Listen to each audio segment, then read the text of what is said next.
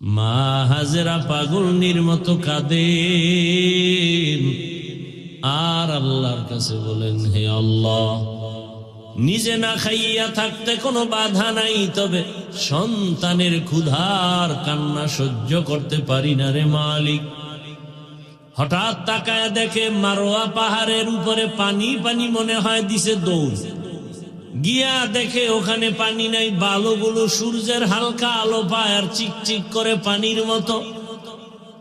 আবার ওখান থেকে মারোয়া পাহাড়ে তাকায় দেখে, সফায় তাকায় দেখে পানির মতো, গিয়া দেখে বালু।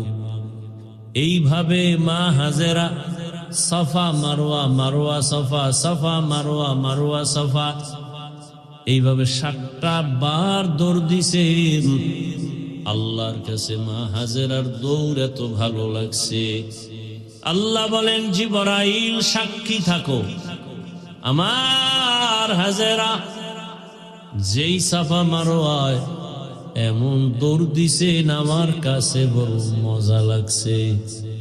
আমি আইন করে দিলাম, কিয়ামত পর্যন্ত যত হাজি আসবে, যে কোনো হাজি হজ করবে, উমরা করবে, হাজেরার জায়গায় গিয়া যদি দৌড় না দেয়, আমি কারো হজ কবুল করব না।